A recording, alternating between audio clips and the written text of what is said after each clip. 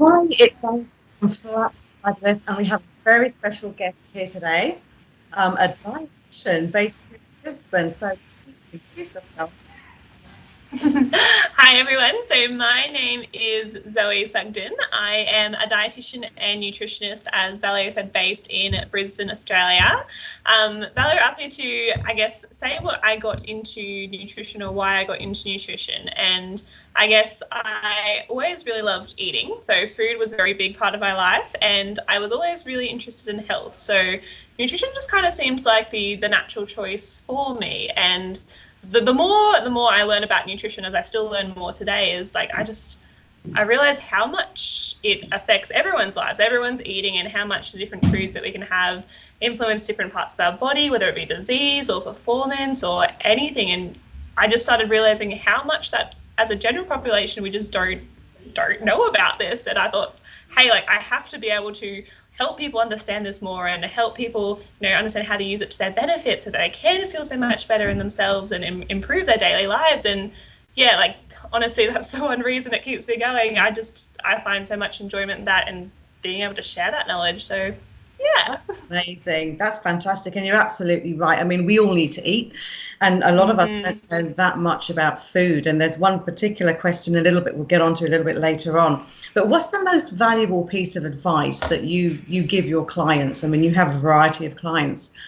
What's Mm-hmm. mm, I think like this was actually a different one because I find that there's so many different things based on the individual person. But I guess one of the most valuable things I can encourage anyone is that there's a lot of nutrition information being put out there. Like mm, there's stuff that always kind of starts trending and starts becoming popular. And like my biggest advice to people is, just because it's in the media or it's because it's being sort of like billboarded everywhere, it doesn't mean it's the only way to go. So people get sort of stuck in that, oh, I have to do this to lose weight or I have to do this to be healthy. And a lot of the time, nutrition is never a one size fits all approach.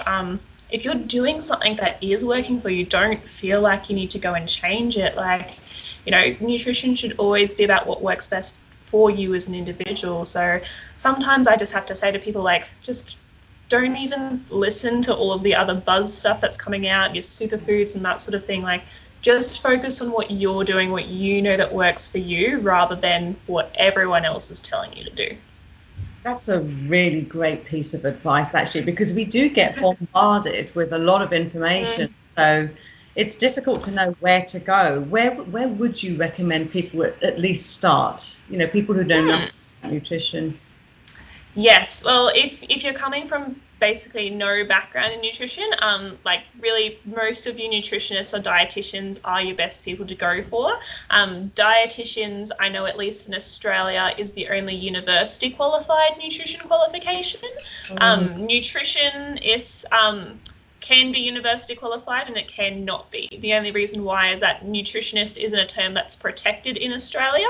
In yeah, other countries, it is. So I always usually just go look for a nutrition professional who has trained that way.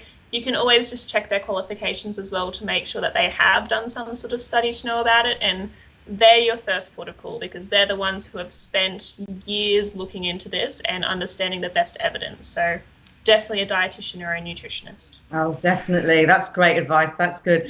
All right, now I'm a working mum. Lots of people who can be Mm-hmm. working mums. It gets busy during the week. Okay, so Yes. what advice would you give someone like myself and people listening? What can we do during the week just to help ourselves eat healthily? Yeah, absolutely. Like when it comes to anyone who's really busy, honestly, just planning and preparation is the best thing that you can do. And that doesn't mean having to do everything up until that meal, but it might just be, hey, I need to look at my calendar week. What's going on? What days am I going to have less time that I know I'm not going to be able to prepare that dinner? So you can just know that in advance. And that way it might be, okay, I need to have leftovers the night before to make it for that dinner, or I need to stop in for that thing because, I don't have any of those vegetables. So I know that I need to stop in at the shops rather than get home and realize that you don't have anything to make at all. I live off of, we have near us these little like rip-off calendar things that you can get from Kmart for about $3, and it does Monday to Sunday. And I always use that just to plan out, okay, exactly what am I going to be having? What does my week look like? How much time do I have to prepare things this week?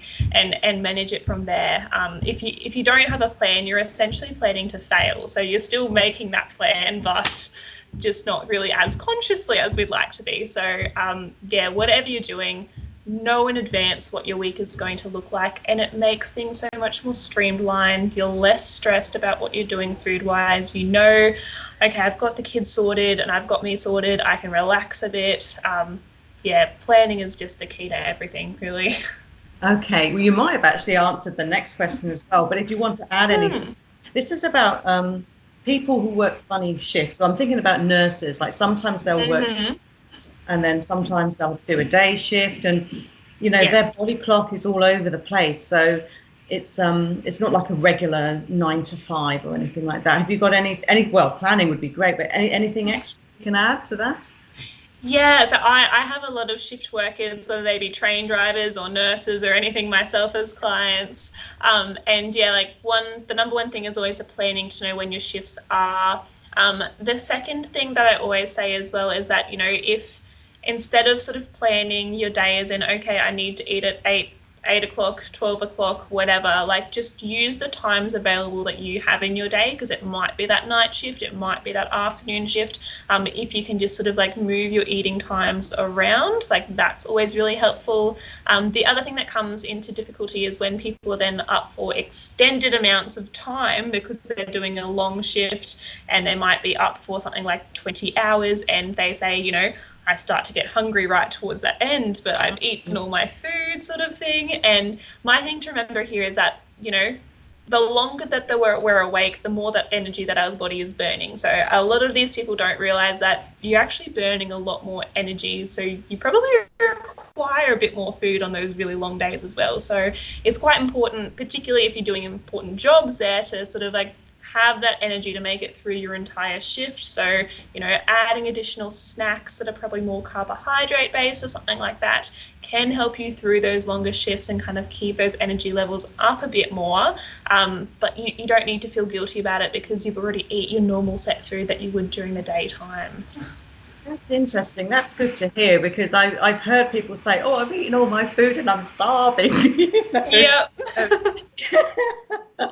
All right, another starving people. Like my son turned 15 yesterday, and hungry teenagers, honestly, it doesn't matter. I mean, he seems to veer towards the junk. Trying to keep away from that.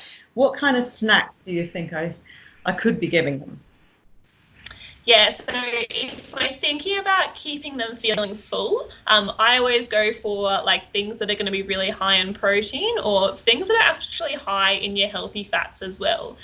These nutrients simply break down a bit slower in your body, so they will stay in there for a longer period of time, keeping them a bit more satisfied. Otherwise, like as you say, you know, they can eat the junky food that are really high energy, but I often try to encourage, you know, having a lot more of that sort of like your whole food. So whether it even just be like pastas or rice or something like that, and bulking that up with a bit more protein or something. Like I've had teenagers eat, you know, like Weet Bix and milk, or like Weet Bix and yogurt and fruit as a snack. Like sometimes they're not what we would consider as snacks, but for a teenager that's a snack size. So like it's completely okay for them to have a lot more of that food, as particularly around, you know, 15, 16-year-old boys, they're growing so much. Like they just need all of this. So anything that's really quite high energy density, anything that's quite high protein and quite high carbohydrate is really helpful for that. I know a lot of mums and stuff can make things like, you know, energy bites and bliss balls and those sorts of things as well, because that just gets in a bit more energy, and it's a bit more sort of natural ingredient than your typical junk food as well. So I find that always really helps. Oh, I might give that a go then. All right, we did actually have a question from someone in the UK who suffers from fibromyalgia, and she was hoping, have you got any hints, tips, or how anything you can offer in a way of advice? Yeah, so fibromyalgia is a tricky one, simply because it is always slightly different in different people. But I always find the best way to look at it is what symptoms are you sort of experiencing. So we know that a lot of people suffer from fatigue and low energy levels. So if we're sort of combating that, I would usually say, you know, making sure that we have those high energy foods available in the house all of the time. I've had people who've had to keep sort of like snacks and that in their bedside table because they don't have enough energy to get up and sort of make a meal or anything like that as well. So just sort of making sure you're taking care of that side of things. If it's more that, you know, you're struggling with memory because it does impact your cognitive function as well, making sure you're having plenty of those omega-3 fatty acids is really, really important to keep the brain functioning as best we can. So with that, we're talking about, you know, your fatty fishes such as your salmon and your sardines, and then you can use other sources, more plant-based, which are things like walnuts, chia seeds, all those sorts of things, flaxseed. They're quite high in your omega-3s as well. So making sure you're having plenty of them throughout the week. And then, as I say, it's really just looking at whatever other symptoms that you have, and just targeting nutrition specific to that rather than thinking, oh, I have this condition, is there one specific food that's going to help overall? It's never usually that way with any condition. So just try and focus down on that specific symptom that you're finding is more difficult for you, and then working your way up from there. All right, brilliant. Thank you very much for that. So how can people reach you? How can people get in touch with you? Yes, absolutely. So I'm usually most active on my Instagram page, which is at Pantry Nutrition. So if you guys do like the information from today, please go and give me a follow, as all my contact details are on there.